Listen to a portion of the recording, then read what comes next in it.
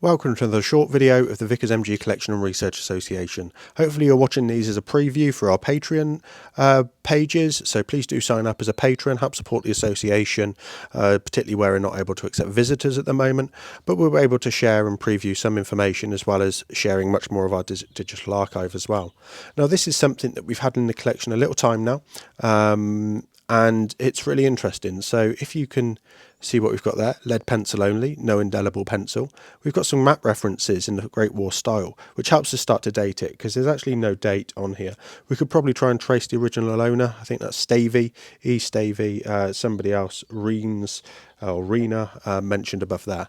But as we all know, using the Vickers machine gun can be quite complicated, particularly if you want to get into the mathematics and the the use of indirect fire. So this is the machine gunner's sliding graph, very much an early type of slide rule, and these move. Sorry for the reflection there. These move so you can enable to work out fall of shot and from the gun position how above or below the gun that you've got, and this might be something you can then use it to show the brackets, the danger line, the lowest shot, the highest shot as well. All interesting to be able to work out very quickly without having any calculations. And then on the rear, what you can do is work out how your traverses here. Nice conversion, yards to meters, subtract 1/10, meters to yards, add 1/10.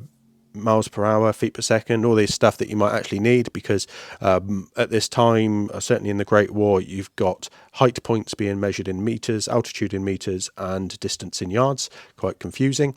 But traverses, you're able to work out angles to yardage, which is important.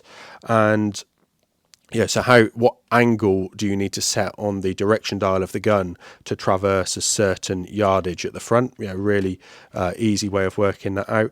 Weather corrections for temperature and wind below that.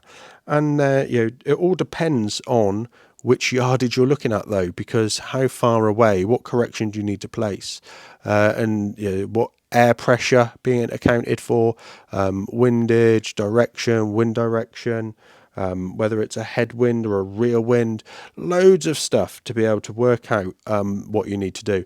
And this would have been expected to survive in an officer's haversack, or at least in their dugout as they're moving forward. So it would have been private purchase. And you can see the manufacturer there, United Metal Engraving Company, ironically not metal, and patent applied for. So quite a few of these things do turn around and say, yep, we've applied for a patent. I've not seen resulting patents, maybe they weren't issued, but if anybody's aware of them, please do get in touch and let us know. We'll share more about how this kind of thing was used in future videos, hopefully when we're able to get out and show this stuff on the range as well, to show what real impact has. But in the meantime, hopefully that's a little bit of an insight into something that we have in the collection, available to come and see here in Wiltshire as soon as we can. Thank you for watching. Please remember to like and share the video and subscribe to the channel.